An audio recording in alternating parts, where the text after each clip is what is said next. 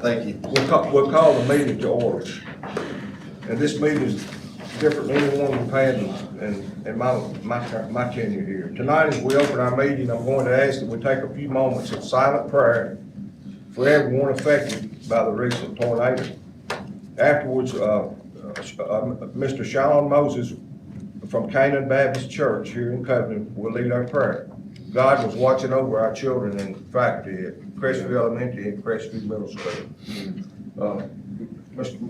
We're gonna have a moment of silence, and then you can close us when you feel fit. Yes, sir. All right. We're gonna do the pledge last. Yes, sir.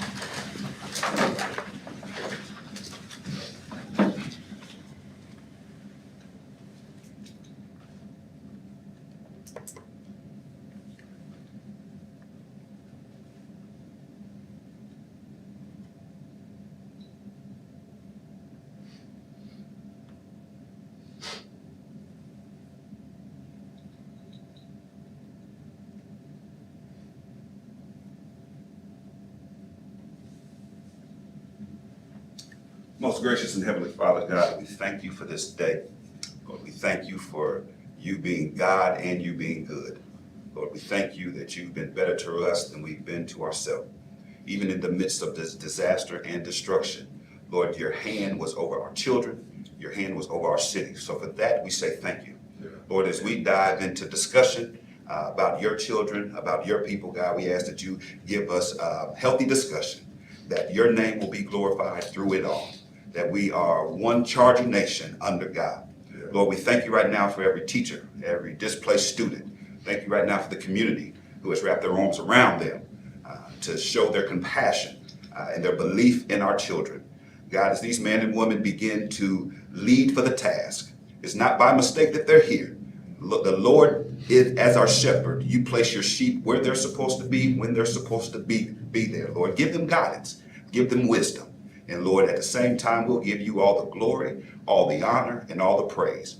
It's in the only name that even matters, in the name of he who conquered Calvary. In Jesus' name we pray. All hearts said amen. Amen. Thanks, Remain stand for the pledge, please. I pledge Allegiance to the flag of the United States of America and to the republic for which it stands, one nation, under God, indivisible, with liberty and justice for all.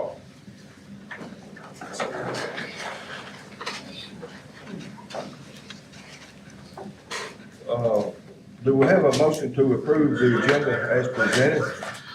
So, motion by Mr. Davis, and second by Mr. Pope. Those in favor, aye. Aye. Those opposed, motion passed. Do we have any additions? We have Miss Catherine Bond from Bright Elementary School here tonight. Hey, she's going to speak to us a moment. Miss Bond, would you give us your name, address, and your subject of your presentation, please, for me? Yes. Hi, my name is Catherine Vaughn. I am the president of the Tipton County Education Association, and I am the elementary art teacher at Bright Elementary, a role that I've been in for over a decade and continue to love. I've taught many of the children in this room and people's children. So. But I am here tonight so happy to finally be able to join you, and I apologize for not coming sooner in our sessions, as I, like most other educators, work several other jobs, and so my jobs have ceased, and now I just have to worry about teaching, and I can come and join you, so I'm glad to be here. I wanted to give you guys a little bit of background about the Tipton County Education Association, our association with the TEA and the NEA. The Tipton County Education Association is an affiliate of the TEA, the Tennessee Education Association, and the National Education Association. The TEA is the state's largest professional organization, representing tens of thousands of elementary and secondary teachers, school administrators, education support professionals, higher education faculty, and students preparing to become future educators. The TEA actively protects and advocates for our students, our profession, and members to create great public schools that prepare everyone for success in a global society. Our work centers around the core values of democracy, equality, equal opportunity, a just society, a strong profession, partnerships, and collaborative action. We hope to continue to work with the leadership of Tipton County Schools to ensure that our schools stay among some of the best public school systems in our state.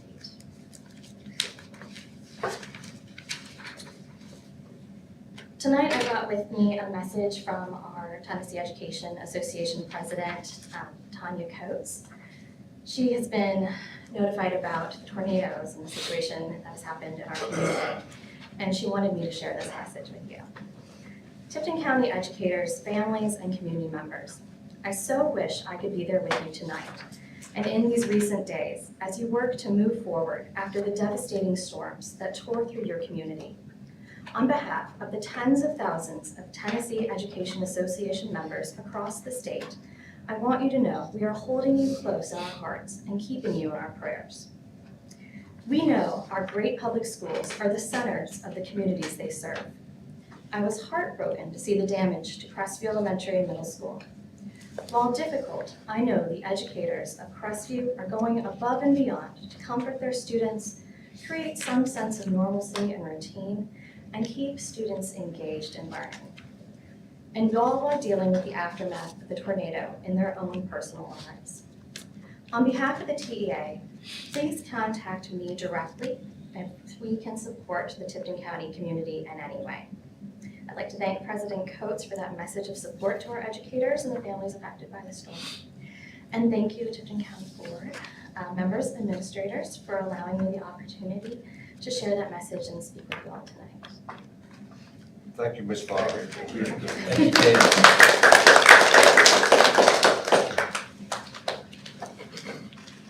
Next item is the consent agenda. Would anyone like to remove any item for discussion? If not, do we have a motion to approve it? Motion by Ms. Eubanks, second by Ms. McClurkin. Those in favor? Aye. Opposed? Motion passed. Superintendent Combs, Dr. John Combs. Sir. All right. Been a few things going on, but we have a few things to talk about, but we're going to try to keep it decent and in order, right? So, first of all, I did put a devotional thought there in your folders. You feel free to use that. You know, we opened each principals meeting with one of these, and I thought this one was appropriate. That verse from Deuteronomy. And I visited the National Air and Space Museum not too long ago, and the failure. If you've seen Apollo 13, you've seen that line, "Failure is not an option." That was kind of the gist of our meeting. Especially when you're dealing with kids, it's not an option. There are a lot of things to do, and we need to make sure that everything works out well like it's supposed to for those kids. Let me talk to you about the Jewel settlement. So as you remember, a few meetings ago, Chairman, I don't remember, 2-3 months ago, I guess. January, I believe. Okay, so our attorney spoke with us. We did accept the settlement agreement that they sent us, and I'm going to go over that amount with you. But keep in mind, there hadn't been a final ruling by that judge yet and everything to be dismissed, but this is what we were told we will get if everything settles like it's supposed to. Okay, so for this Jewel settlement, the total is $250,199.86. That's the gross amount.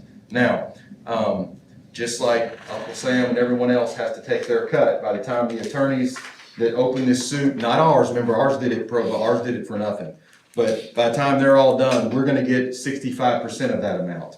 That number equates to $165,131.91. $165,131.91. And then it will be distributed in payments. So the first payment we should get around September-ish. If it happens, as said, and keep in mind I've done all this with Miss Deborah and cleared this with the chair like y'all agreed for us to do. That first payment would be $89,171.23. And then later that year, December 2023, $16,513. $16,513.19. And then every year after that, for the next 3 years, I believe, we would get about that same amount, $16,000, about that same amount each time. All right. So if everything goes like it's supposed to, like we're predicting, we're gonna look at that amount. We will probably come to you when we do get that and discuss, how we're gonna spend that money. My recommendation to the board would still be that we use it with the intent in which the suit was filed, and that was to help with, vape cessation and tobacco cessation and all that kind of thing, drug counseling, that kind of thing. Because again, that's why the suit was filed in the first place. So that would be my suggestion, even maybe some social work or some counseling pieces. But we will come to you once we know that that number is firm and we have that information, then we'll know. But this just came to us, so I want to make sure, that's the document. So when we get it finished, I will come to y'all and let you know more about it after it's finalized. Anybody have any questions about the Jewel settlement? All right. I will say this, they messed up the first letter they sent us, and it said that the amount we were gonna be getting for Tipton County was gonna be like over $1 million. And I immediately called our attorney and I said, please tell me this is right. And she said, what? So we looked at it and no, they sent it out wrong. So that is our amount, but hey, we're happy to get what we get. Especially for free, because we didn't spend anything to get it, so that's gonna be really nice. Secondly, so I've talked to the chairman about this. So as you know, I was actually in Texas when y'all had your meeting last month, but I've watched the video and I've talked to a number of you, so I know what the discussion was surrounding.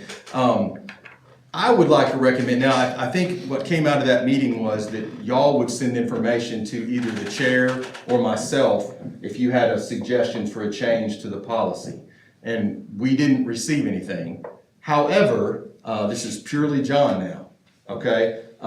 I have a recommendation that I think you should consider for 1.404 that will make 1.403 and 1.404 match.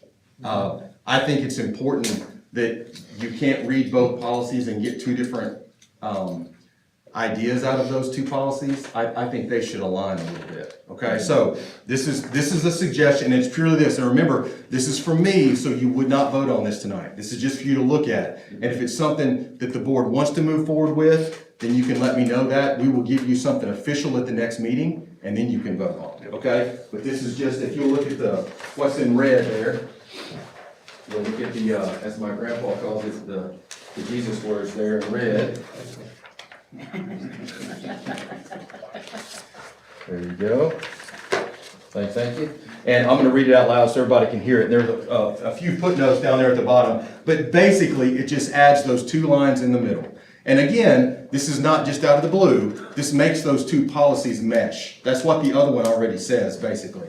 So this says, the chair, and this is talking about appeals and appearances before the board, appearing before the board. The chair may recognize individuals not on the agenda for remarks to the board if it is determined that such is in the public interest. And then it says, a majority vote of members present can overrule the decision of the chair. And that would be to put someone on the agenda. Again, that is not new information. The other policy kind of discusses that. So this way, at least, those two make sense. So you can read them and those match. Again, that is my recommendation. That is for y'all to keep. And so, Chair, if that's something you want me to bring before the group, then we will do that in an official capacity in May for you to vote on it, unless I have any objection from the group. Sounds good. Okay? Awesome. Thank you. That was easy. All right. Next. Only got 7 more things to do. We'll be done. I'm just kidding. So, next one. A couple of you, at least I know Mr. Vincent was in on this, so I have this to read from Dr. Bird. Based on feedback from teachers and administrators across the district, we made the decision to explore a new vendor for our substitute services provider. 5 companies responded to the RFP and were invited to present to a committee made up of teachers, administrators, our HR supervisor, Lisa Bennett, to Dr. Bird, and to Mr. Vincent. Responding vendors included Kelly Services, that's the group we have currently, Staff EZ, ESS, EduStaff, and Spur. Administrative markup costs range from 22% to 32%. The Committee of 8 reviewed the proposals and has recommended Staff EZ as our new provider. Their markup is 25% compared to 30% with our current vendor. The company is based out of Franklin, Tennessee, which is also closer, and they will hire, this to me was a great point, and I think, Mr. Vincent, you agreed with this as well, will hire a local person to focus solely on our district. So we will have a person right here in the Tipton County School System that will be the contact for this group, for Staff EZ. If it's the will of the board, I need to ask for a motion to approve the committee's recommendation and ask that the board delegate the authority to me to approve a negotiated contract with Staff EZ in the coming days. We would like to move forward as quickly as possible so current substitutes will have adequate time to onboard with this new company. And so that way, if you grant me that ability, then I can negotiate the contract. And of course, then we will present that contract to you for y'all to look at. But that gives me the authority to talk to them and work through that contract, obviously with our attorney as well, and then present that to y'all. But I would need a motion from y'all to give me the authority to do that. We have a Yes, recommend. ma'am. Oh, I'm sorry, go ahead. Question. Is that person going to be housed at the board? Where is this person? We will find one of our buildings for that person to be. Somewhere within. Yes, ma'am. They will have an office somewhere here. They may also work remotely from home, is my Right. understanding. However, we'll have a space for them. Yes, ma'am. We have a motion, recommendation from Dr. Combs. Do we have a motion a motion by Ms. Eubanks, second by Ms. McClurkin? Are there any questions now? Those in favor, aye? Aye. Or no? Motion passed. All right, thank y'all. One of the things she wrote on here, we are working on some final pieces to the strategic plan draft that y'all began at the board retreat, and we hope to have that finalized version for your consideration at the May meeting. So we've, taken a lot of those steps and put some more detail in them, and so we'll have that for you to look at the May meeting. And then lastly, Hunter's gonna come up next, and he's gonna give you a lot more detailed information than I have. But I just wanna say a couple things about the tornado. I know that Katie and some others have mentioned that already. It's been amazing how the community has come together. We've heard, I have school districts from East Tennessee that have been calling saying, what can we do to help? I mean, it's just amazing. All that stuff just I know how it comes full circle. Y'all voted right here in this room for us to help other systems that have been in trouble, whether it be flooding or storm damage or whatever. And it's just, how the Lord works to make everything come full circle. Now it's our turn to be in need, and everyone has really reached out and offered so many things, from supplies for kids, it's so much so that we had to have a plan and had to get a plan together so that we can receive this stuff and get it to where it needs to be. You've heard the announcement from, Blue Oval City and what they're doing, and they're donating those 2 buildings there and donating that, putting that up right now. Hunter's gonna talk about that a little bit, give you a few more details. But I'm telling you, the community's just unreal. And I've probably walked inside of that building 10, 12 times now, right, Hunter, with our hard hats and vests on. And it's unbelievable. I mean, it'll give you chills. You walk in that building and you can feel, smell, and hear that building shifting. You can hear it. I mean, you can hear the top part of the building and the bottom part of the building. I'm talking about both of them. They're not attached. And you can hear things moving around. The roof to Crestview Middle School is in front of Crestview Elementary School. There's a dumpster smashed into a swing set behind Crestview Elementary School that came from across the road at the plant across the road. It's not one of ours. I mean, it's just unreal what a tornado would do. And I'm gonna throw this in there, and then I'm gonna yield the floor to Hunter. Myself and a number of superintendents have been looking like crazy about what research and data there is to show where we put kids in a situation like that. Should we be caught off guard and the kids are in the building and the staff are in the building, what do you do, right? And so you've heard all the old, you get in the corners, you line the interior hallways, duck and cover your head with a book, put your head between your knees, you've heard all the stuff, right? Interior walls, all that kind of stuff. And I'm gonna tell you right now, John talking to this group, it's all garbage. It's all garbage. None of that's gonna work. There are only 2 things that'll work. One, they're not there in the first place.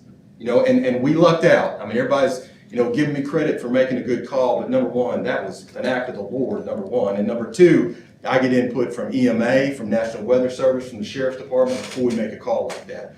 We're lucky we had enough time to make the call, right? And the other way is that we have storm shelters in our buildings. That's it. So right now, we only have one, and it's at Atoka. And that was built with that grant, right? And I don't remember how long ago that was, but it was like a TEMA grant. We got that built. Obviously, when we rebuild these new structures, my suggestion and my recommendation is gonna be, whenever we see all these architects come up and give us plans, that those plans include some kind of a storm shelter in each of those two buildings. And then I think we need to look further than that, and we need to start looking at what we can do. I've already talked to EMA Director Donovan, what we can do partnering with TEMA and other groups to start looking at retrofitting and doing this same type of thing to our other buildings as well, so that we have that availability. Because again, if we're caught off guard, there's really not. Y'all, in those two buildings, it had outside wall on one, inside wall on the other. One wall's leaning, part of the gym's out on this one. This room's perfectly fine. This interior hallway is horrible. I mean, there's no way to determine what's gonna happen when you have something like that here. So again, the only way to fix it is to not be there or to have a storm shelter. And so we can definitely build that into the strategic plan that you already started working on, because we've talked about capital projects and that kind of thing. And, my advice would be that we continue to do that, and we will obviously present that to you as we go. And I've tasked Hunter with making sure that is something we look at whenever we add to our buildings. We have 15 schools in 14 buildings across this county, and we have one shelter. And that's just, to me, that's just not acceptable. And that's not anybody right here's fault. We need to fix that. Just like everything, we need to fix it. We need to make that better, because it's just makes my stomach flip when I walked in that building and knew that, if there were kids in this building or anybody, it would have been really bad. So anyway, I'm gonna turn it over to Hunter. Sorry, I should have led with a joke or something. You got to go right behind him. I'm sorry about that. He'll give you an update on what we have so far with the capital projects. I got you, man. You got my clicker? I got you. Well, I appreciate It's gonna be in it. delay, so Well, you have to drag I the really, last well, one. I don't, as far as the timeline, guys, what I'll discuss with you is kind of what we've done here with the school board as far as literally from minutes after the storm hit. And bear with me, because this has been very much of a challenge to work through, but humbling to say the least, as far as what the community's done and rallied behind, the school and really showing their support. Minutes after within an hour after the storm, as you can see, I felt it was only appropriate to show Miss Ann standing in front of a building she spent her entire, career. So she and I were on site around 7 o'clock. She and I were on site around 7 o'clock that evening, right after the storm, filtered our way through the power lines and whatnot. Luckily, there was a sheriff's department someone there that she taught, so showed the bags, they let us go out, and so we had the entire campus for the most part to ourselves, just to kind of walk around and wow. Just in case it's calling us left and right, let us know that the smoke alarm's going off, we've got everything going off. So it was like, Hunter, can you please let me get in here and shut it? I'm like, man, look, we'll have some people here in a little while. So we finally did get the alarms, notified that, hey, can y'all please just let us work? So that was Friday evening. Then Dr. Combs sends out a message and we regroup and get on site Saturday morning at 7:30. Myself, the superintendent, Dr. Morris, and he had some guys there just trying to walk through and just what is this? And the rubble that was just couldn't even comprehend. If you'll go to the next one, we'll just kind of filter through some of the stuff that you wouldn't have seen on the news. Back to Dr. Combs' point, this is your gymnasium over here on the right at Crestview Elementary, which is where your school-age childcare would have been at 6 o'clock when the storm hit. To the left is a classroom. If you can just keep going, Doc. Yes, sir. We'll just go through some of these just to let you just see some of the things that maybe haven't hit the mainstream, because unless you've seen drone footage. But here on the bottom right, the reason I feel like this one was important to show, whenever we were on top looking at some of the damage and the structural, like things that you don't see if it has a roof on it, are these bar joists that the welds are completely just broken. And these bar joists are just just twisted. Like, and if you've been around any construction, the magnitude of what it must take to damage that kind of structure is just overwhelming. Next. So this is we're gonna transfer over Crestview Middle. This here's, again, the top left is your gymnasium, ceiling. One on the right is just down one of your interior hallways that he just mentioned, which is where we would have been historically when I was in school, where you would have gone to take shelter.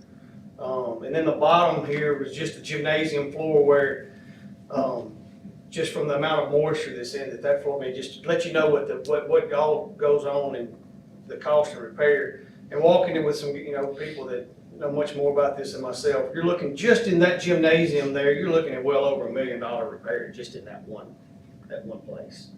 So, again, more from the middle school, you got, that's the one there in the center is the lobby there outside the gymnasium. Sorry, I duplicated that one on the left. But again, just more damage. So we'll stop here and then I'll just go over some of the timeline of what we've done and then we'll get into the new temporary school. So Saturday morning we met, we walked the campuses. Service master, if you guys recall, Dr. Combs he signed an agreement back in 2020 when they had the school flood. He partnered up with service master that we would be on the VIP program, to say the least. To any kind of emergency response, they would be our first responders. And guys, they showed up Saturday morning, 8:30 on site to start the evaluation process. Chris Ivy's their project manager. We walked the project. His structural engineer that on his staff was unavailable that day, and A2H released a pair of structural engineers that we had on site around lunchtime Saturday to begin the evaluation to see how can we, what part of this is safe for us to go in, and why would you need to go in it anyway? Well, the amount of contents in these schools, computers, teachers need all of any supplies that they can to continue teaching. So they went in to evaluate what areas were deemed safe, for them to be able to get in, as well as ways to secure the build walls to keep them from falling, in order to be able to continue, as we gather contents, or as they gather content, should I say. And Saturday afternoon, service master mobilized so we would have a presence and also ordered the fencing to secure our buildings, so to keep the looters from being able to. Because Saturday morning when we showed up, I don't know, Doc, would you say we had a crowd of probably 30 or so? Just kind of, absolutely. Beginning to walk through the role of the school, it was just. Reporters everywhere. Yes. We chased multiple reporters out of the building. And you look up and see somebody walking down the hallway and they're like, who is this guy? And they're just, so by Monday morning, we had, actually Sunday afternoon, they delivered the fence, and Monday the fence began to go up to secure the buildings. Sunday, Dr. Combs went back on site with service master reps to begin revisiting the strategy to recover the valuable contents. Representatives, and then on Sunday evening, the representatives that are donating our temporary schools reached out to Vice Mayor Jeff Morris, who also works for us here at the school system in my office, and to let them know that to extend their commitment and their contribution that they wanted to be able to offer to the community, so they could offer us a sense of unity, and instead of dividing our staff. On Monday, we met with Chairman Ferguson. He came in. We met with them online on Zoom call to discuss just kind of what they were proposing as far as these temporary structures. And then Dr. Combs, he had a meeting with the both staff independently here at a local church, and to discuss what plan he was hoping to execute. And guys, whenever he mentioned the fact that he was going to be able to keep everyone together, like I was sitting in the back just kind of trying to read body language, and literally you could just see the tension just disappeared. Like all of a sudden, the positive vibes of the community of the staff was, you could see just thumbs up, high fives. It was pretty emotional day, to say the least. The fencing was installed around the schools. Service master worked diligently to secure the walls to prevent them from falling in order to safely retrieve contents. And then on Monday, we explored the town to see where we could designate the prime location for the temporary schools. Again, with help of, Vice Mayor, he reaches out to the city, because Balser Field was obviously much history there, but sometimes you gotta start over. And so Balser Field was generously, given to us for the, to put our schools on to do what and all that we need to do. On Tuesday morning, we met with the representatives from the Walbridge and Blue Oval and Sunbelt, and I'm sorry if I leave any of these guys out, but the donors, to discuss the location and discuss what, how it would fit. And then, on Wednesday morning, the city also they provided a location for our softball team, because we lost our field out here at the middle school as well. So they offered them a location, at least have a place to go use, which is also in Kyle Park. So the outpour and the reach from the city right now, it's I would say closer than it's ever been. And I greatly appreciate the mayor for extending all of the facilities that he has.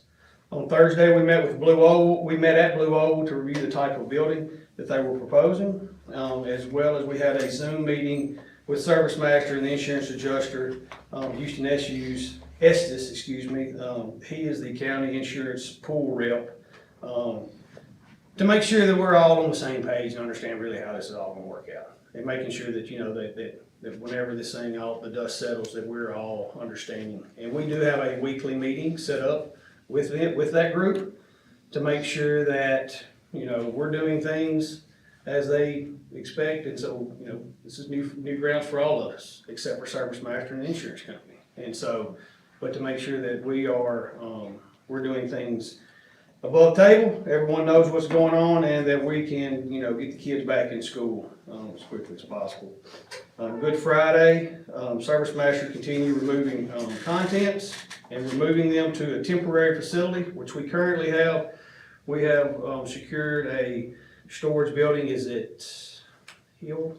The one right here close to the school? Hill Road? Mill Road. Mill Road. It's a warehouse. It's a building there that we're occupying, as well as the one right next to Crumpy's, which is right here on Highway, where Service Master would advise to get the contents out of the building where they wouldn't be, as far as moisture contents, so we wouldn't have any technology damage, any more damage than what was. On Monday, technology department showed up to begin testing the equipment. 90%? Am I fair? Is that a fair assessment? An amazing amount. Amazing, yeah, of stuff that was still usable for us to be able to transport to our temporary sites where the kids can still use the technology. And like this board here that we're looking at, we had many of those that we were able to salvage. Tuesday continued to move contents, and then we began removing part of the fencing at Balser Field so they could mobilize, and the equipment started showing up. And then yesterday, they began the excavation of the new site.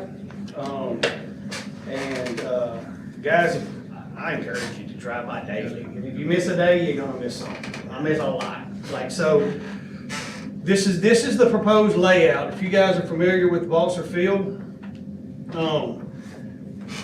so what you see here highlighted in the maroon red color, that will be the two structures. You got a 50-foot break between the two. And then the orange that's running along the third baseline, that will be the HVAC alley, if you will. Brand new, never used. This is not used equipment that they will be installing. And each building, is it 6 units a building? And I forget the size, but plenty of HVAC system to heat and cool these structures. So, as you can see here, they're 100 foot wide, 215 foot long. It's massive, big structures. About 21 square feet per, right? Yes. And so each classroom, they're looking to be what did he say, 20 by 20 is the classroom right now. But guys, this here's just kind of a snapshot of what started yesterday and where we are today. So the top left corner, that was yesterday whenever I left. They were doing the rough, just cutting, getting as much topsoil off as they possibly could. And the ones that down here, these other three, thanks to, Mr. Nick Shaw, I caught him, he was at the site today flying his drone, and I'm flagged him down, and he was able to give me some drone footage that he says he'll continue to send our way. But guys, that's a lot of dirt. I know that I spoke to the guys, so the city, they're stockpiling this dirt. And I had one truck driver today at 3 o'clock. I think he said he hauled 23 loads, and there were 3 trucks running. So you're looking close to 70 loads of dirt today. They're moving off. They're taking it, they're housing it, obviously it's the city's park, so they're taking the dirt and housing it for projects and how they can dress up other parts of the city with the topsoil, and fill in spots, so. Trying to find the good in the bad, guys, and and that's gonna be hopefully one way that they can help, improve the conditions of other areas. But, and do you have any questions about the buildings? Go ahead. Is this gonna be enough room for all of the students to have their individual classes? It's gonna be a big building? Yes, ma'am. So what they did is that we gave these guys, because obviously they rode down on a white horse, and so you don't tell those guys what to do, you just give them information in here, right? So we gave them the layout of all the school, of each school. And, of course, the amount of students that are in each school. And then they took the footprint, and then we had the principals mark out any rooms that they didn't use, that, weren't being utilized, so they could be the most efficient with our structures. And then they came up with the design and the layout of what it was that would hold the capacity of what we were looking at house. And so, there will be some, you won't have some of the bells and whistles that our new schools will, for sure, but they will be a place that everyone can stay together. I know the teachers were, very excited to know that they could, go experience all of this, and their kids weren't gonna be displaced. So, the classrooms they're gonna be a 20 by 20 footprint for the classrooms. They're working on, having a cafeteria area. Food will be brought in. There will not be a kitchen here, so, but the food will be brought in, and then. From other schools. Yes, Right. from our ALC cafeteria, and I'm not sure what other one Miss Sabrina was planning to use. Charger Charger Academy. So we've got 2 schools right there close by to service the needs of the food, so. Walls, 10-foot walls in the classrooms. That's right. And then but the building itself is 30 feet. Wow. Yeah, It's a big building. it's huge. On a fire suppression.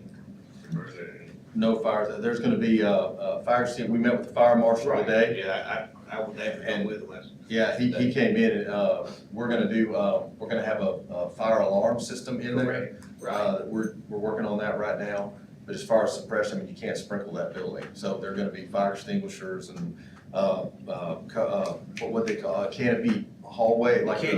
So right now, and not to jump ahead as far as, but Corridors. yes, right. That was one thing that was sent to Nashville today. I know they were fast tracking. Fire marshal, they made it clear, guys, look, we're here to help. We're here to fast track this the best we can. There's just some things we just gotta make sure that we do, double check on. The one that got, the topic today that was the head scratcher was the corridors having a ceiling. And so that was actually, I believe that was, I don't know if a final decision was made today, but I do They're know that working on that now. it was discussed at Nashville today. Honestly, they're doing that, remember the Devo I put in there? They're doing that Apollo 13 thing right now, figuring out how to put cover those corridors. Yeah, there was much brainstorming, right after that meeting. I stuck around with some of the project managers and just kind of chatting with them, and they were figuring it out. All the And entrances they and will figure it out. exits will have like steel doors, panic bars, steel doors. I mean, it'll look like you're walking into a building. Yes. I mean, so we're really blessed to have it. It's gonna be nice. Hunter, gonna have internet access? From my understanding, Yeah, we met with Ritter 2 days ago, and they're offering to run 10 gig fiber out to them. Most everything's gonna be connected to Wi-Fi, because we're not gonna be able to run, network cables and have things plugged in like we currently do. But we should have plenty of bandwidth.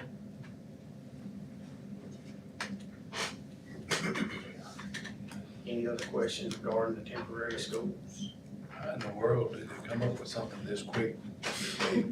Guys, I don't know what I can tell you. I mean, It's unreal. Now, I will say, the one we saw, so they said they've had these buildings and they'll put like 1,500 people in these buildings.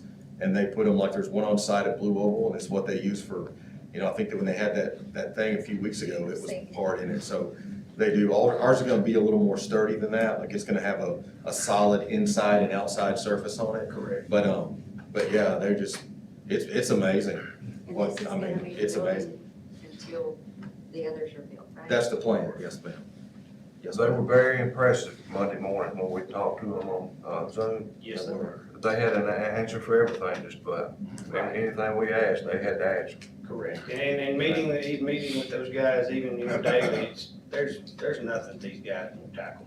I mean, they're here, they're gonna make it right. They were here the next morning at 8 o'clock to go walk the That's site. And we were talking to them at 9 or 10 that morning. Yes, on sir. Monday. Yes, sir. Yeah. Right. So, And then I put that on there for them too, but that. yeah, so y'all got the math. It's a little, the one that I posted here was one that literally got sent to me at like just about less than an hour and a half ago. But this one here is pretty much the same. It's just not as color coordinated, but this is exactly what you were looking at. The way that it was color coordinated. So they give you an idea of where and how this is going together. They'll start mobilize, their plan is to begin moving rock in tomorrow. And they were planning to begin going vertical Saturday. So the plan is to build one structure. Once they get one structure up and dry in the dry, then they will begin, that team will move to the second structure while the internal components begin getting put into the first one. And so they can just, and then as soon as the interior walls are in place there, Service Master will begin bringing the contents which we've salvaged from the rubble and begin putting them where they belong in our temporary schools. From start to finish, what are they saying the timeline is? I know it's gonna be incredible. They're trying to have us in by the 1st of May. We're hoping to have school by That's first. amazing. Now granted, the weather pending, so pray for some dry rain. We need it. And right, if we can keep the weather on our side, guys, I haven't seen anyone on the team up here that doubts that it won't happen. I mean, there's no sense of, man, that's crazy. Now, they do believe they're a little crazy, but it's just, it takes that kind of people to do this kind of thing, let's just be honest. So, How much of the furniture was sap? how much of the furniture, I'm not really sure on the desk. I do know that we have salvaged a lot. A lot. I'd say easily 60%. And so we have already had Millington, a number of other school systems, aside from, any surplus we have, that have said, hey, we have this you can use, come on, get them, we got them in storage, use them. So again, we should have no problem furnishing here, especially for the time period that we need it. Right. And if it isn't challenging enough to deal with all of this, and I'll say this, and I'll kind of steal Dr. Combs' thunder since he didn't mention it, but there was one of the rooms there that literally you could have gone in the very next morning and literally sat down and taken a test, was the test that had all the TCAP in it. And so, and here we are. Now we've got to figure out tomorrow, hopefully by 10 o'clock, we're hopefully gonna know something by 10 o'clock if we've got to move 600 desks into a school along with tests in order for these kids to come in and test. So that's the challenge. We won't know until tomorrow. And that's, I'm hopeful that someone will redirect that one, because that's gonna take some manpower that's not gonna be fun to try to get to do on a Friday. So, on some more high notes, the other capital projects that we do have going is Covington. This is the Covington High Track. Both Mumford and Covington have been, the track that surfaces have been installed. They showed up, they got on site yesterday and began They got one lane down today, so you'll see Covington's, moving forward, getting striped, and as soon as they finish there, that same team will go to Mulford to paint the lines on that track as well. This here is just a snapshot of the temporary location down at Copar Park where if you guys are familiar with it, it's the major league field where the girls can go down and have somewhere to use. In the You know you meantime. wanna tell them how that field got there. Well, Tell go ahead and them tell them. what they approved. Who approved? This group. Didn't you use something that they, got you to? Yes, we did, so I better make sure we were on the same page. So this is where, you know. No, not that other thing. So, with the purchase and agreement you guys with a skid steer, that's whenever you can say to other people like, look, it's time to go home, and I'm like, okay, go. And so we set in with the skid steer that we recently acquired, if you will, and without having to rent equipment, without having to ask for too much permission, if you will, we decided that the only feedback I got negative about it was that it's a grass infield that's not in really good shape, you know, so. Okay, so you remove your excuses and you give them what they want, right? So, we had some parents, we got on site and, the girls deserve somewhere to play. Right. And so they've got somewhere to come and they don't have to drive all over to go practice or do whatever it is that they wanna do. But it felt, again, the unity of the community and people being able to come into what was an abandoned park, if you will, for a couple of decades, which will serve as kind of the heartbeat of the community for a while. So, guys, it is a long road. It will be fun. You will have a lot of questions. Bear with us. It's a lot to swallow, as we didn't have a few things going on also before this. But, I will second Dr. Combs's, thoughts after walking the schools as far as the storm shelters. Like, we can't let that lie. We gotta find a way. And I mean, and I know that I'm signing myself up for projects that, you know, that the community deserves and needs. So whether it's team of FEMA, you guys, somebody, yeah, we were lucky to get one there. The structures can't handle, you know, even the new structures that we built, the main school itself will not be a storm shelter. We need a designated storm shelter, so.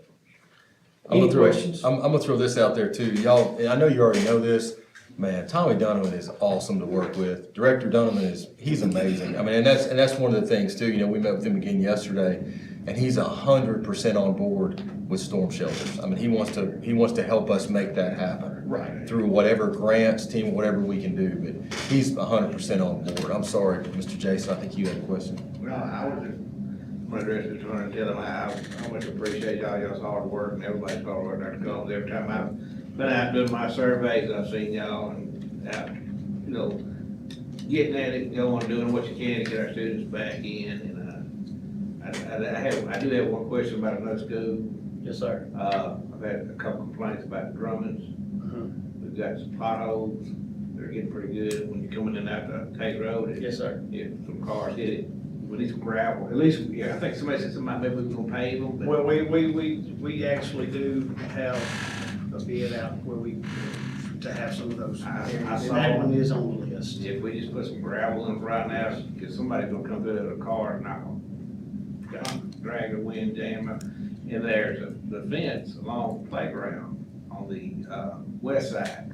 I don't know if somebody backed into it, but it's leaning into where the children play. And it's been that way for a while, but it's happened after our last board meeting. Okay. Something needs to be looked, make sure it's safe, it doesn't fall on our kids or anything, 'cause it's leaning into them. And I hate for a kid to get over every month playing on it, and fall down or just fall down, you know. I don't know what's wrong with it either. Somebody take a look at it. We'll get it looked at, we'll get it addressed. And, our, lights are not working on the road. One is, one's not. On which road? On Drummond's Road, Okay. one of our lights. is School not- light, your Still light lights, there? yes, one of the still lights is not working after the storm. I think it's the one closest to my house there. It hasn't worked since the storm yet, which I don't surprised it was in there because it did a lot of, we caught a lot of wind coming through there. Yeah, we got lucky out there. We didn't have any- I stood there and watched it come straight at my house and then turn Yeah. and videoed it like a dummy, you know? Hunter, we appreciate your detailed report tonight Absolutely. and all the pictures and whatnot, and hey, you did it pretty well on everything. We appreciate all you do, and the days ahead, we'll be thinking about, you and your crew. Thank you, guys. Thank you. Thank you. Thank you. Director of Instruction report. Ms. Shipley? Ms. Brooke Shipley is taking Dr. Bird's spot tonight, who couldn't be with us. Good evening. I'd like to start with our American Fidelity Teacher of the Month. Congratulations to Miss Stephanie Blaylock. She's the 7th grade math teacher at Crestview Middle School. Miss Stephanie, if you'll come on up. Her principal is Dr. Christopher Morris. Congratulations. This is what Dr. Morris said about Miss Blaylock. Stephanie Blaylock has shown great leadership skills by helping peers prepare for the demanding yet fulfilling school year. Ms. Blaylock has taken initiative to coach and step into a mentor role for numerous new learners. Ms. Blaylock has worked to ensure that her entire grade level is prepared and on the same page this school year. She is an integral part also of the textbook committee for the district. Thank you and congratulations.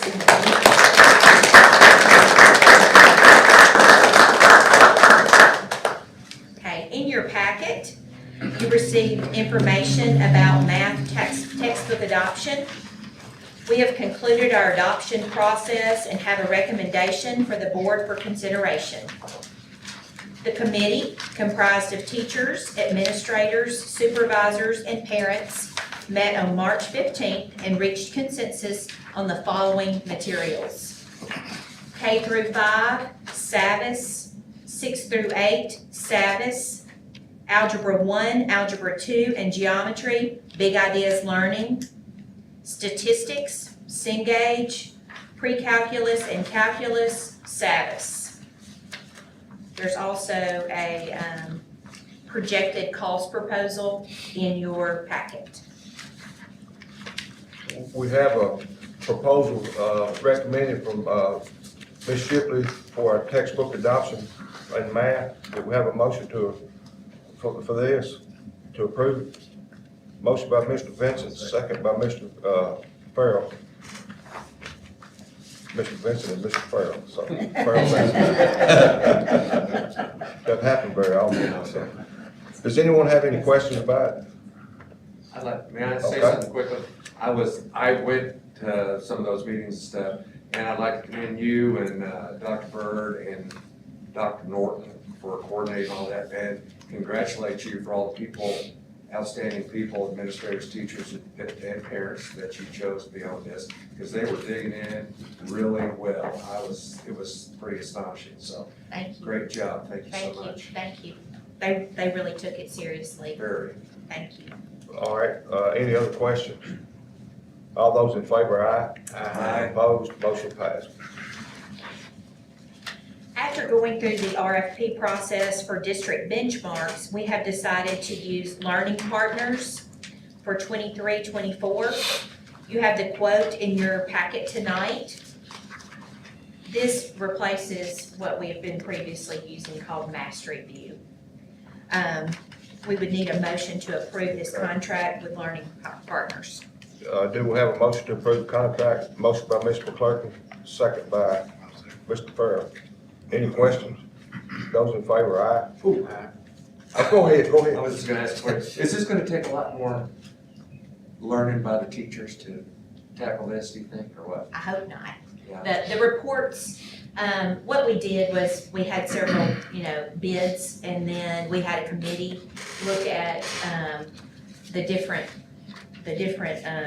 benchmark tests, and the companies did presentations. This company, the reports seem very much easier to understand and read. There will be some training, we will have to have some training on how to read the new reports and look at those projections, but yes, sir. Thank you. Yes, sir. Any other questions? Those in favor, aye. Aye. Opposed, motion passed. All right, tonight we have the scope delegates from Brighton High School, Covington High School, and Mumford High School. Some of them are here to share with us about their recent trip to Nashville. We have Aaron Grott and Ava Alston here with us. If you guys would come on up and share your experience.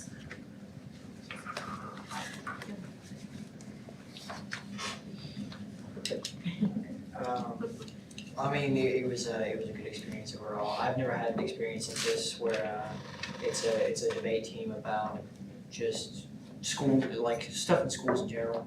There was many things discussed. There were 4 topics that were discussed during the initial debate process, and you were tasked to debate for or against certain topics. They were placed in these groups, and these groups were from all over the state of Tennessee. I got the pleasure to meet a couple of new friends while I was there. I associated with, like I said, people from all over Tennessee, East, Middle, West, and each of them, I saw each of the school's individual problems because so my group was tasked with going for requiring. It was requiring that we make it was a career readiness assessment. It was required that we make a career readiness assessment as important as the ACT. And hearing from the individual schools about how some focus mainly on STEM, how some focus mainly on career assessment, how some focus on both, how some have tracks and how some have don't, it really opened my eyes to not only what my school has at Covington, but also what other schools have in different parts of Tennessee and how different parts of Tennessee affect how schools run things. Overall, it was a very fun experience. It was a very good experience seeing just all these students from all over the state come together and get involved in their school districts and their communities. And it was a very fun experience, especially whenever we went to the bowling the night before when we went up there. It was I think it was. I went social. She paid for the bowling, but it was a very fun experience. We appreciate y'all for funding the food and the transportation and whatever else. It was much appreciated. So turn it over to you. I'd just like to start off with saying thank you for the opportunity to let us go and just represent Tipton County Schools. Thank you for, the opportunity. It was a great experience. I got to learn so much at Scope Conference. I got to learn about what y'all do as the board and what the superintendent does. We got to, debate certain board topics, as Aaron said. My group in particular, we debated whether or not club sports should count as a credit in the school system instead of taking a fitness class, and we were for it, and it was just a fun experience. I made memories, I met friends, the girls that I probably would have never met ever, I met at Scope Conference, and we had so much in common, and it was just a great experience overall. The bowling alley was fun. We made memories there. The appetizers were absolutely amazing. Not the point, but the food was really great. I know we're one county, and it was just nice to be with Mumford kids and Covington kids. Rivalry and all that. It was just good to be one county and just go together and have fun. So we have a little card. Well, thank you. Thank you. Thank you so much. I do want to mention the other students that were not able to be here tonight. I'm going to give out the certificates. Aaron Grott, thank you for coming tonight. Ava Alston. Michaela Greer could not be here. Caleb Jennings, Blakely Kell, and Jay Aniston Kippa. Thank y'all so much. We're glad you had that opportunity. Hey, now that y'all know what I do, keep those phones close, I may be calling you. I need help. You're gonna need to bring food though. Absolutely, yeah, that's right. Mr. Chair, that concludes my Okay. report. Thank you, Ms. Shipley. Thank you. Brooke, excuse me, Yes, sir. could I ask one more question? Sure. Did we officially request a waiver of TCAP for CMS and CES? Yes. Yes, sir. So here's, and I can, let me throw that, let me try to do a quick version of that. So we have met with TDOE on multiple occasions. You know, Steve Macklin's our accountability person, so he's had a Teams meeting with them and we've met with them. They have sent us every waiver possible that they can send us for, you know, what something counts, how long we have to test, all that kind of stuff. But the only way to waive the test is executive order by the governor. That's the only way that test can be waived. So we have reached out, I've had conversations with the commissioner, I've had conversations with the governor's office. He actually called me and left me a message last week. And Senator Rose has been working on it. I believe Representative Moody's been working on it.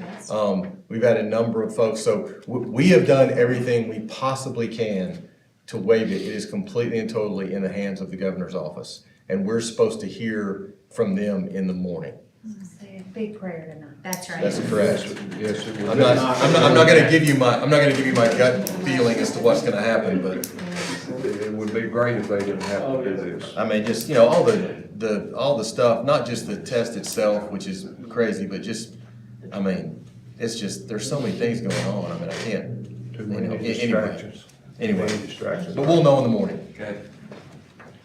Director of Operations, Mr. James Field. Good afternoon. Good afternoon, there.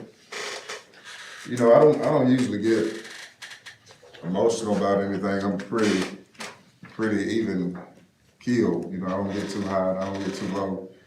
But you know, I spent 16 years at the Crestview schools. And man, it's just, you know, I vision things and I was thinking, what if we had to respond to whatever would have happened if kids had been in the building. It would have been tough. I don't think I could have responded, you know. So, but, you know, either way, God is good. And we have to remember that. And one thing I told Dr. Combs, I was so glad he made the call to close schools early because Parco was trying to stay and work. So what would have happened? And what was more amazing, when I was driving in on 51 on Monday morning, oh man, I almost turned around. And so, you know, I reflect, you know, we're signing papers every day, we're signing off on stuff, and you're doing so many things, and you forget how important the job is and what we're really here to do, what we're really dealing with. And you know, leaders, I found this, I've always said this, leaders, you really only need leaders when you're in a crisis. Most teachers know what to do if they're good teachers. They come in and teach, do the job, and go home. But if there's a crisis, you gotta have a real leader. Right. So I want to commend Dr. Combs personally, because man, he's making a lot of decisions every day. Even though this covenant thing is going on, I mean, hey, the Monday we were meeting at 8 o'clock, what did I do, get a call? I was getting ready to sit down in the meeting with them, get a call at 8 o'clock. Mr. Fields, you gotta get out here to one of the high schools that had a crisis. And I looked at John looked at me, he said, well, I can't go, James, you gotta go. So school continues. School continues. At the same time, a kid at Brighton Middle School was killed in a car accident or may have been a fire or something, so we were dealing with that. And man, in this Snapchat era that we're in now, we just got things going on everywhere, all day long. I bet I talked to literally 12, 13 parents today, answering the same question. And I'll get to that here in a second. Life goes on. Life goes on. But I do want to piggyback on Hunter and Dr. Combs on the storm shelter. I don't know if we're gonna vote on it or how we're gonna expedite it, man, but It'll come. We gotta get on that. All right. We moved all the offices from CES and CMS to Charger Academy. Charger Academy has plenty of space.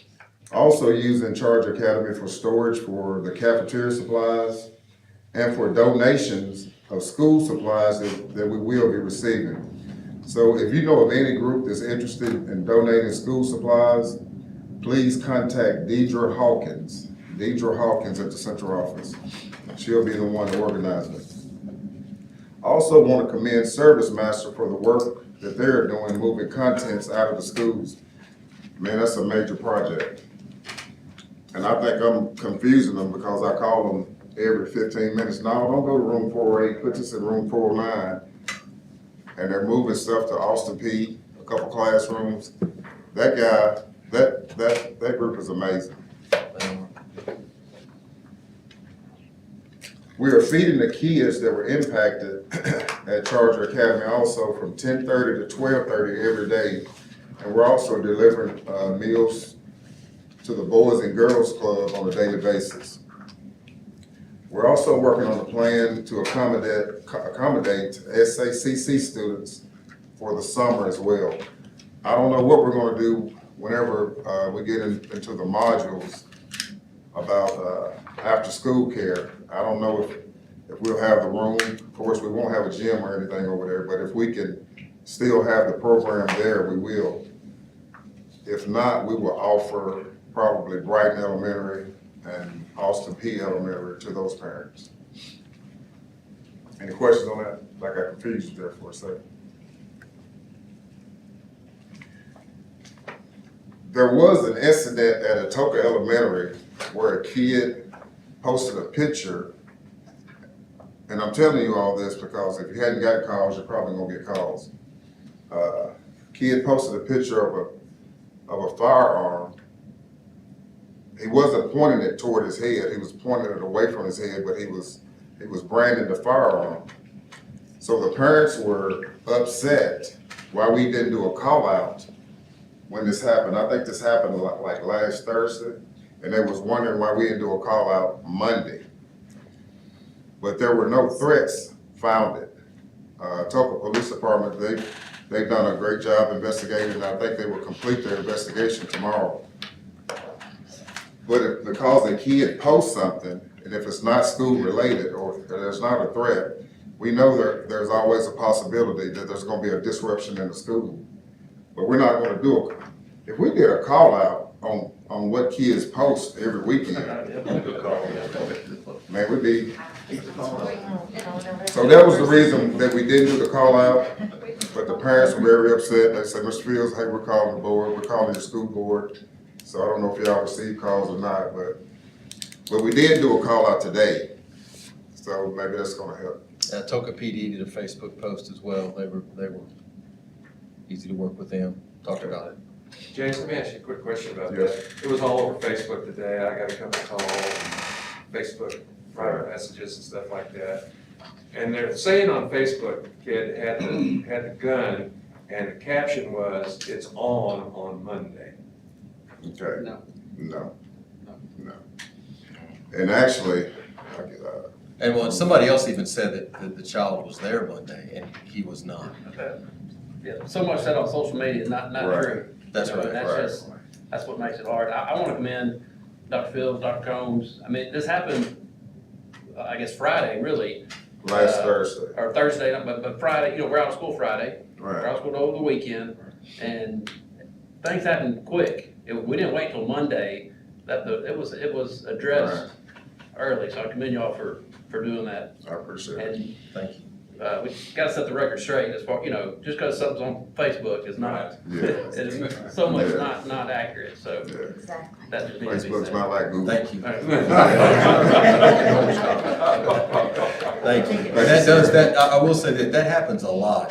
The thing is, someone will post something and it's an erroneous post, and they're certainly not gonna get on there and go, oh, I was wrong about that. No, they just put it down or they leave it, but then, then everybody else deals with the fallout of that false post, and it gets everybody riled up, and I would be too if I was a parent and had a child and was worried about that. But I mean, They're just, the thing is, if you think there's a problem or you have a question about something going on in the school, seems common sense to me, call the school. Before you post something about it, call the school and see, and then if there's an issue that we didn't deal with, we'll deal with it. But if not, don't post it. I It's mean, a lot easier to post it than it is call school. It is. You just don't get, you don't get as much attention that way. You put it on Facebook, don't get as There was my bias on Facebook, but they didn't like that. likes. Yes, sir. That wasn't Yeah. good enough. Yeah. It's a like contest. All right. Update with transportation. Mr. Charlie and Mr. Will, they went on a conference in Jackson on April the 6th. The topics included law changes, driver shortage, driver pay and student safety. We also had an audit from the state of Tennessee on our third-party testing procedures and documentation. Everything they found was proficient. We're having our annual bus drivers appreciation lunch tomorrow from 11, I guess, to 1 at the Brighton Bus Shop. So please come by and get you some barbecue if you want to, get your free meal. We had one bus damaged in the tornado that had to be filed on the insurance. I'm not gonna read all this. We had 2 other buses damaged. One had a broken side window and the other had a roof hatch blown off. Those 2 have already been fixed. Nutrition update. A waiver was requested and granted by the State Department allowing school nutrition department to provide emergency meals, breakfast and lunch for CES and CMS students. Parents and guardians are able to pick up meals at Charger Academy.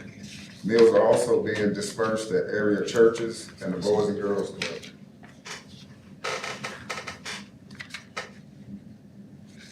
Charger Academy is currently the prep site for emergency meals.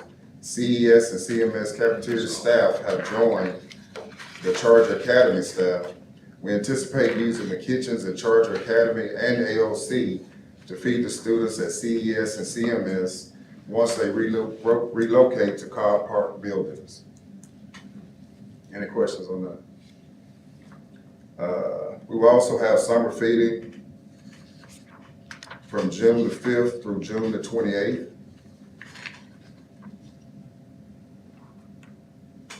SACC, everything is going well.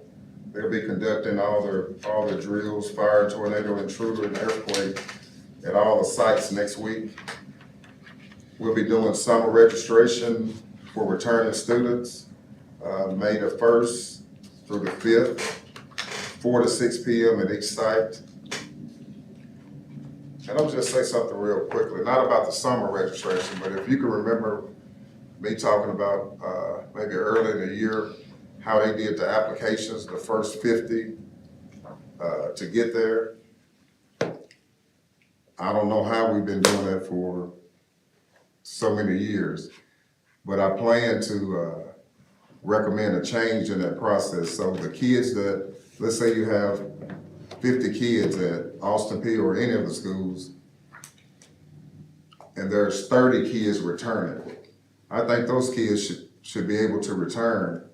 Of course, they got to fill an application, but they should be able to return, maybe grandfathered in, because if they don't make it in the first 50 with the process we're using now, they don't get in. So then the other 20 kids, let's say we have 40 kids that's applying and we have 20 slots left. So I just say, let's do a lottery at each site, just like we do for open enrollment. So you may hear something about that. They can direct all those calls to you, right? I imagine they will. Summer field trips and camps have been scheduled. Summer school estimated attendance is 260 kids. So I think we're pretty good on SACC right now. Project Succeed ends this week. I would like to thank Dr. Fisher for another successful year with that program. They will be taking a field trip this weekend to Discovery Park in Union City and the Safari Park in Alamo, Tennessee. You all reading all right? Okay. One last thing. With our pre-K students, we transport all of the pre-K students, whether they have an IEP or not. So with the shortage of drivers, and we're having trouble, they pick the kids up in the AM and they return them at lunch, and there's another group that they pick up at lunch. So we have so many kids that don't have an IEP. By law, we have to transport the kids with an IEP. It's a courtesy to the typical kids. And one thing, the pre-K supervisor, she's asking me if we can stop hauling, transporting the typical kids in order to make our routes on time and get up and pick up all the kids with an IEP that we need. And I'm telling you that because if we change that, you're gonna get a ton of calls. And that may be something you wanna think about, if you wanna share something at the next meeting, or if you have a question, you know, I'll be glad to answer it, but. How many are typical kids? 36. And how many have an IEP? She didn't give me that number. Shouldn't we have more than enough bus drivers available at this point to handle that, or not? According to her, we don't. Not Because some are transporting them. running like 3 routes a day, right? Not with the pre-K kids. We have, In general. In general, though. oh, yes, in general. Yes, ma'am.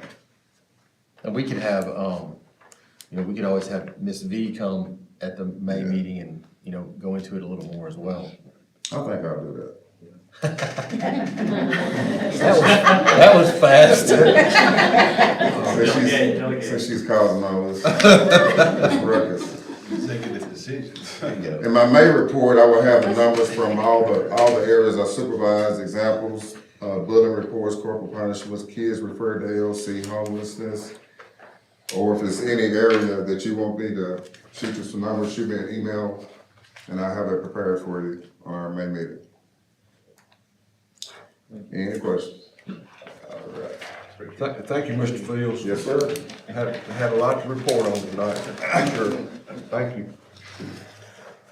Financial report, Mr. Billy Daugherty. Any ladies on today?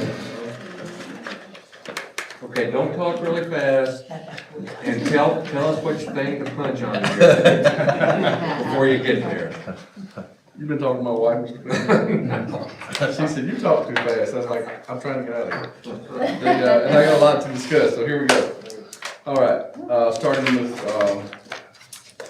our audit. Back in February, the comptroller reached out, started the spring sampling for the fiscal year 22 audit. We had our meeting with the audit engagement letter, Mr. Chairman, on the 6th, which requires yours and Dr. Combs' signature, so this doesn't require a motion by the board. But I do want to get this signed, so that we can return that to the comptroller's office. Just know the audit's beginning and will continue now through about August. All right, so tonight we're going to be requesting some amendments to the 141 General Purpose School Fund. You'll see there I numbered the documents, starting with obviously number 1. And something just happened to my OneDrive. Bear with me just a second. So you will see the general purpose school fund amendments. Basically, the only adjustments being made in the general purpose school fund are to the 71,300 account, which is the career and technical education account. And Mr. Withers has requested to move some money due to the travel of all of the FFA and HOSA and those type groups, DECA, to cover some traveling and some instructional materials for that group. There's no change to the account appropriations that you all made. It's all within the account. So, Mr. Chairman, I would ask that motion be made to approve the amendments to this 141 General Purpose School Fund in order to address the areas that need an adjustment as requested by the CTE Director, Mr. Harvey Williams. Do we have a motion? Motion by Ms. Eubanks, second by Mr. Kurt. Any questions? Those in favor, aye. Aye. Opposed, motion passed. All right, next, requesting approval tonight for amendments to the 142 School Federal Projects Fund amendments as published by the Tennessee Department of Education and E-Plan on April 13th, 2023, and requested by the program managers on the following grants. That is the ESSER 3.0 Revision 3, You'll find that listed under number 2 in your documents, as well as amendments to the 21st century grants, which is Project Succeed, that's revision 2. Mr. Chairman, I ask that a motion be made to approve the amendments as requested and published in TDOE as requested by the program manager. I do have a motion. So moved. Motion by Mr. Farrell, second by Mr. McCann. Any questions?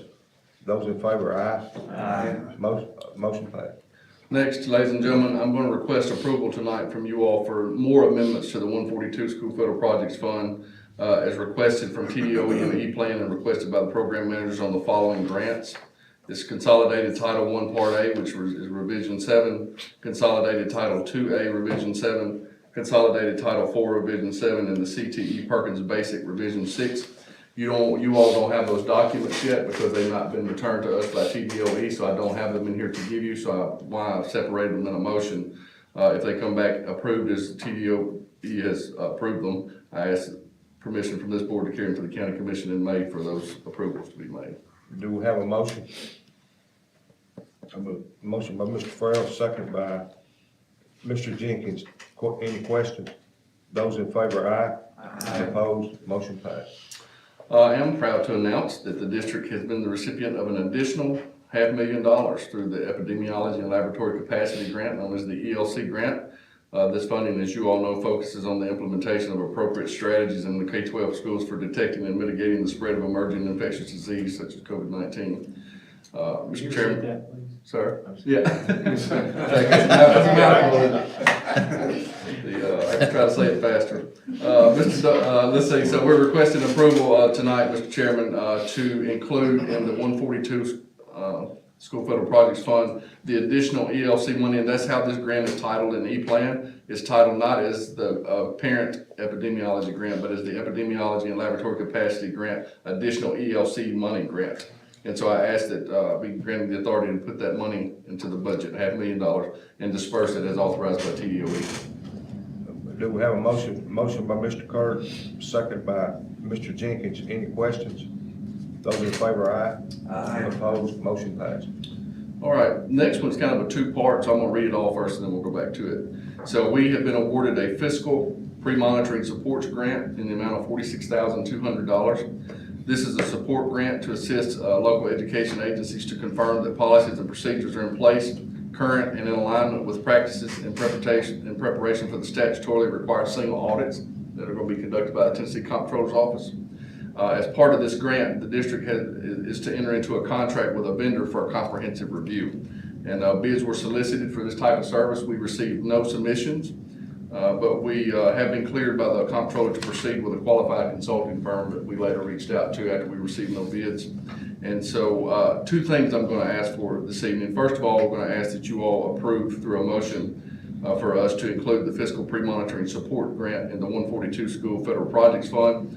It's published by TDOE and E-Plan as of today and requested by the program manager. And to elaborate on that just a little bit, we're going to pay a group of professionals who do this for a living to come in and pre-monitor our grants to make sure we're in compliance, help us to get in correction. This is a response from the state for all that federal funding that has come down to districts. This is so new to everybody, and so they come in and make sure the policies and procedures are in place. So the first thing I'll be asking for just a second, Mr. Chairman, is a motion to put that in the budget. The second thing is it requires a contract between the school district and the company's name is Educational Resource and Management Consortium, LLC. That's in your packet. You'll see that in there for you to review. That contract has been reviewed by the district's council. And so going back to my first motion, Mr. Chairman, I ask if this board approves it, that we move the fiscal pre-monitoring supports grant into the 142 School Federal Projects Fund. Do we have a motion? Motion by Mr. Jenkins, second by Mr. McCann. Any questions? Those in favor, aye. Opposed? Motion passed. The second motion, Mr. Chairman, involved with that is that the district be granted approval to enter into a contract with Educational Resource and Management Consortium, LLC, for services within the guidelines of the fiscal pre-monitoring supports grant. Do we have a motion? Motion by Ms. Eubanks, second by Mr. Farrell. Any questions? Those in favor, aye. Aye. Opposed? Motion passed. I would like to make note that I did not load that into your packet because it was contractual and I wanted to wait until you all approved it before I put the amendments into the budget document in case it wasn't approved, the contract wasn't approved. And so I will reload updated 142 amendments to include this fiscal pre-monitoring grant into your packet. So when you see the one that's in there, it'll get replaced to include, it'll be the same that you see now with the addition of the fiscal pre-monitoring grant. Also, you'll see inside your packet are Excel documents that you normally see that reflect these amendments that we'll be presenting to the Finance Committee in May and the County Commission at their regularly stated meetings in May. Mr. Chairman, next on the finance agenda, the Covington High School HOSA Club has been established, and they're requesting to be approved as a school support organization. And so they have met all the requirements and provided all the documentation you all require by our board policy to be approved. And I'm asking for a motion, Mr. Chairman, tonight to grant their request effective today through August the 31st of 2023, when we'll read up all the SSOs. Okay. Motion by Mr. Jenkins, second by Ms. Eubanks. Any questions? Those in favor, aye. Aye. Opposed, motion passed. All right, next, fiscal year 23-24 budget. All right, so as you all know, we have to present this to you all tonight because it's due by statute to the county finance director by May the 1st. Which one of those is? It's not in there yet. I'm about to talk to you about that. I see. So the TCRS Board of Trustees has not yet published the employer contribution rates for the teacher legacy pension plan, which they have for the teacher's legacy, and it's actually 6.81% this year, down from last year's 8.69. However, they've not yet published the contribution rates for the political subdivisions. They had their Board of Trustees meeting was scheduled for March 31st. When they were supposed to make these announcements, something happened. They canceled the meeting. I don't know. I was on a call with the state today and I asked about it. They don't know either. They haven't received them, so it's difficult to figure the liabilities in the budget on salaries when you don't know the percentage to use. Secondly, we have not gotten confirmation from the State Group Insurance Program's Local Education Insurance Committee as to whether or not there'll be any increases in insurance premiums this year. As you all remember, last year they waited till June the 1st to give them to us. We're hoping to have those before we submit a budget in May, or come back to you in May. Last year, you'll remember there was an aggregated 6.1% increase in insurance that really took effect in 2023. That has not been determined for 2024 yet. So again, I don't know if we need to budget an increase for insurance premiums, waiting to hear that. The third thing, the state gave notice to us last week that they're been delayed in posting the preliminary allocations for the fiscal year 24 consolidated funding application. And so right now we don't know what the budget for that is. So we can't put that into the documents either. So with that said, my request to you all tonight is just basically to allow me to submit on your behalf a duplicated budget of appropriations from last year for the May 1st deadline that's required by statute. We'll come back to you like we did last year when we didn't have all the figures at the May meeting, present another, hopefully, final budget at that point, and then take that to the commission when Dr. Combs and I do the presentation after you all approve the budget. That's my request tonight, Mr. Chairman. You all will make the motion, then I want to talk about a couple of things in the budget. Okay. Motion by Mr. Davidson, second by Ms. McClurkin. All the questions? May I ask a question? Yes.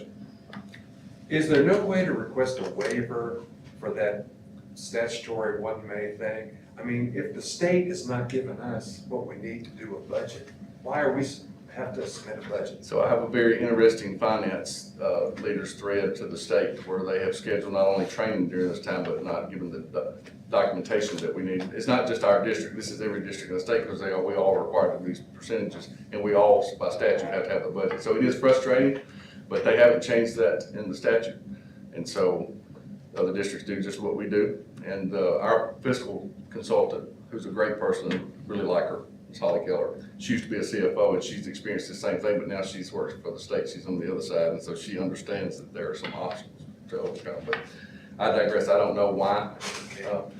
Maybe we can talk to Senator Rose and Ms. Moody about that later. Are there any other questions? Those in favor, aye. Aye. Opposed, motion passed.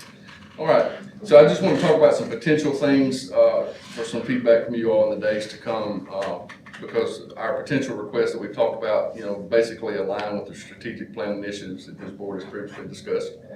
And so I'm going to load, before I move on to what we're talking about, I'm going to load into y'all's folder the duplicate budget so you see what I'm going to present to the county commission. It's basically a duplicate, but it'll have the audited numbers from this year.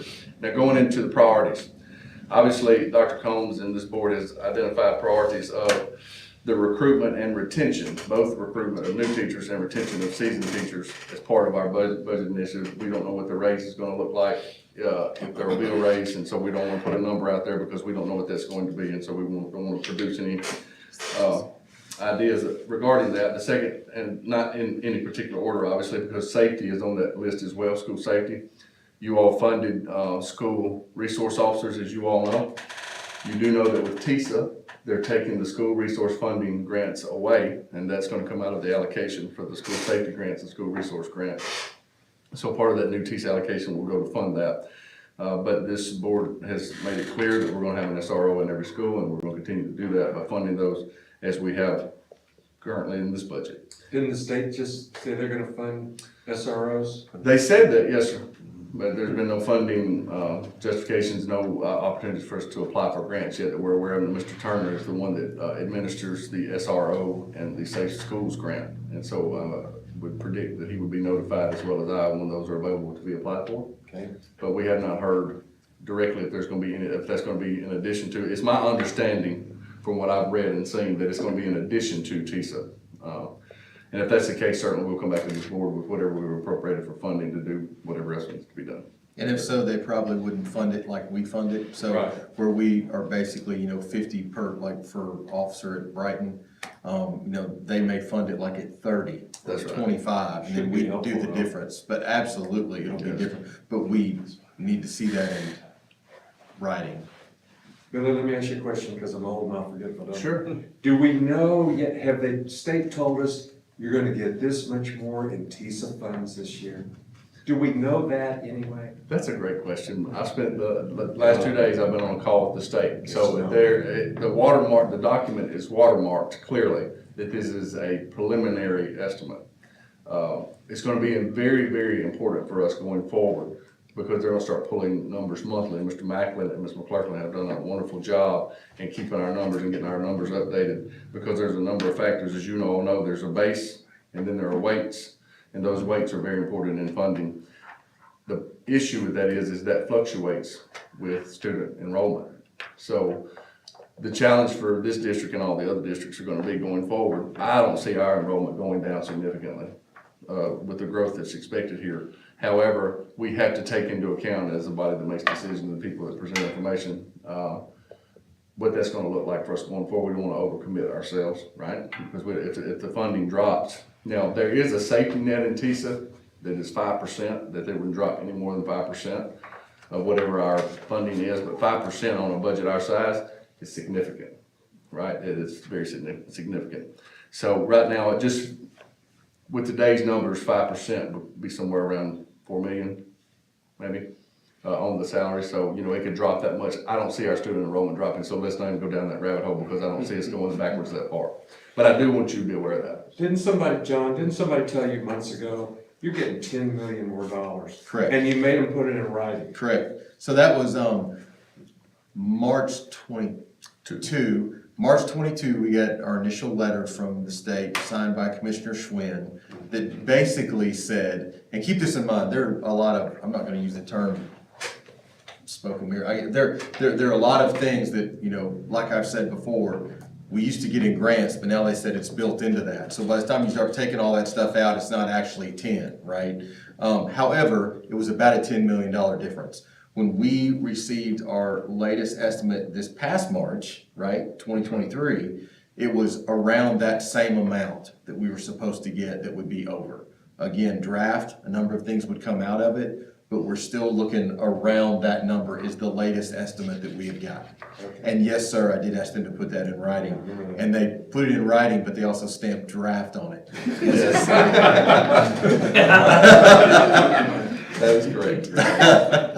They did release our projected fiscal capacity. They were projected on that number too. So the fiscal capacity for Tipton County, and I'll share that with you all in forward, but it's about 14 digits of a decimal, and it starts with 0.50, but then it goes out, and you have to put the entire thing in there to figure it accurately. But of course, right now, we don't know.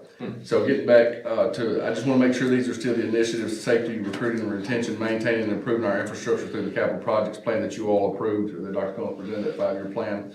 Obviously, the proposed increases in the janitorial services contract. Middle college this year, fees are gonna be doubled, if that goes forward. You know, we started with one, I guess we call rising seniors or whatever, now we're gonna get this double classes.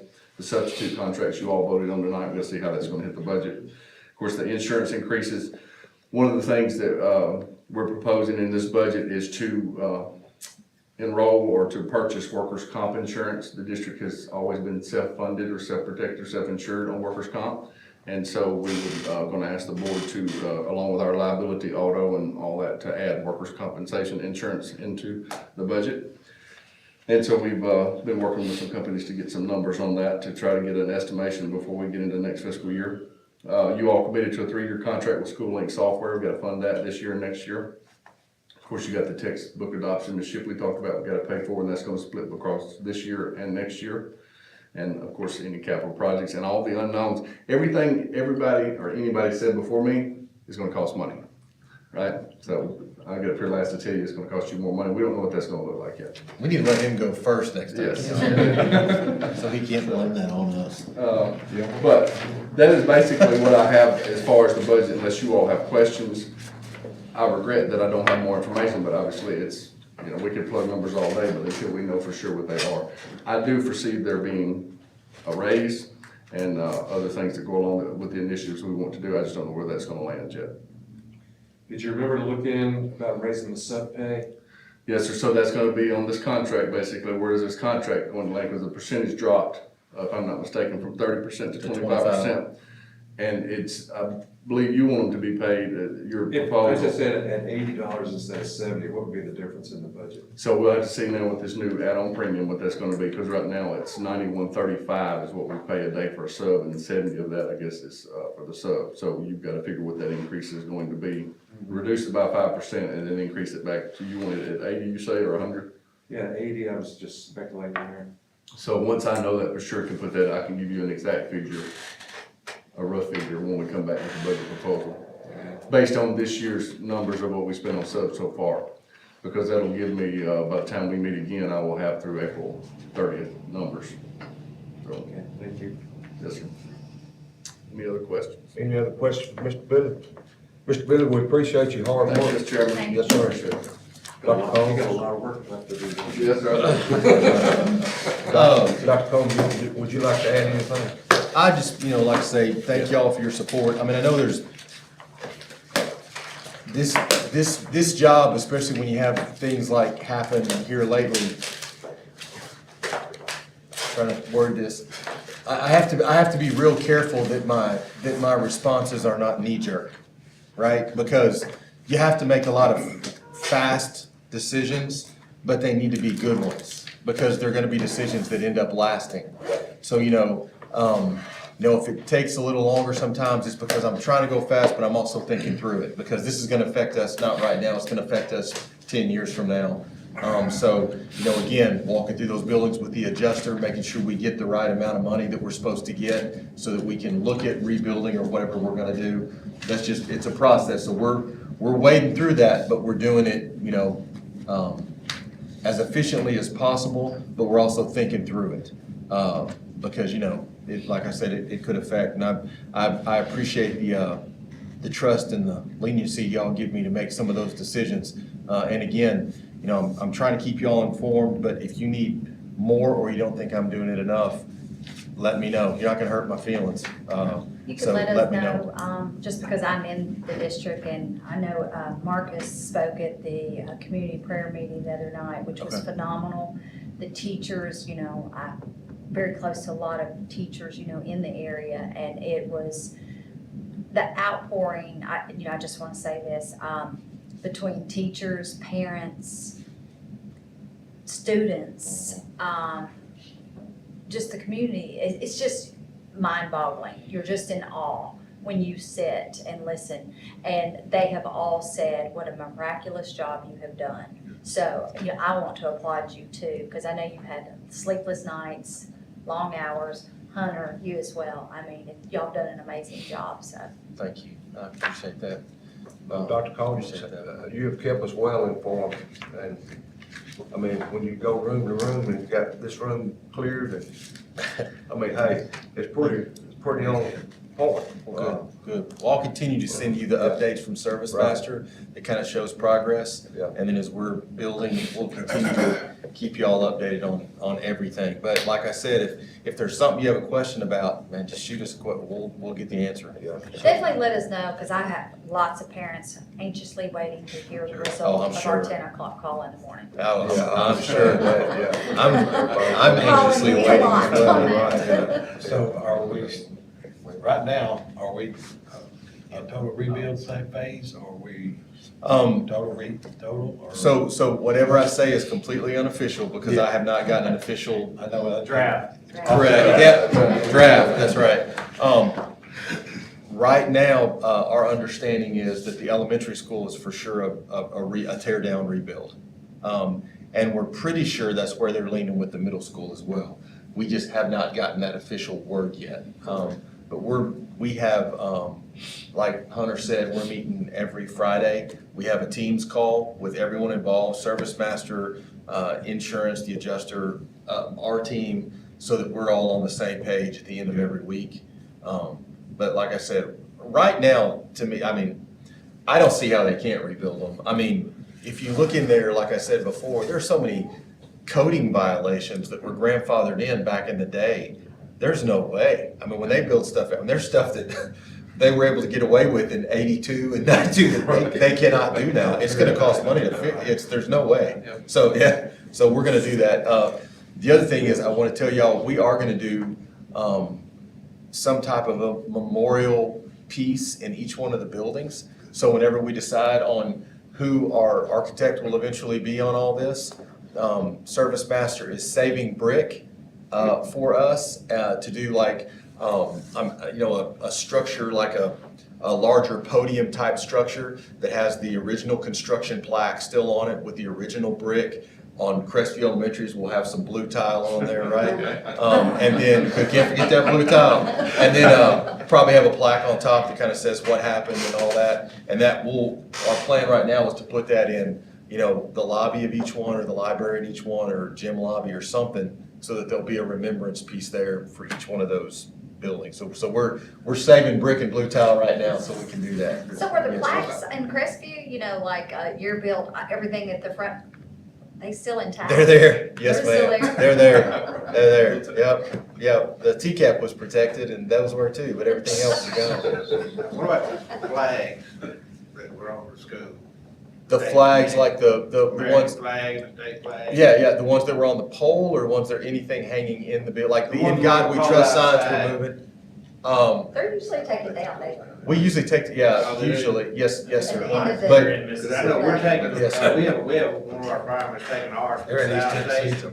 They took a lot of damage, and they're gonna make a shadow box okay, to commemorate, to have to hang on the wall there with pictures of kind of some stuff. we'll check, we'll check into that, but I'm pretty sure they Yeah, take they're- those they're- down. But I taken down. didn't think about them being taken down there. Yeah. Yes, sir, but like the metal "In God We Trust" signs in each one of our lobbies, those are coming out, and we're gonna put those in the temporary building.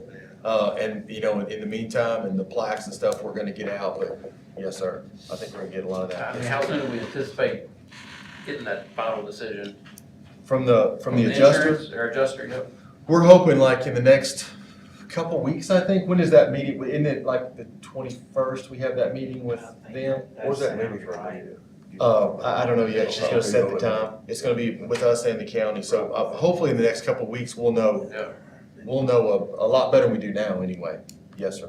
So we're hoping by the end of the month, because, as soon as we can get the process going on getting this next thing started, that's a 18-month, 2-year piece, Yeah. so we need to get that rolling as soon as we can.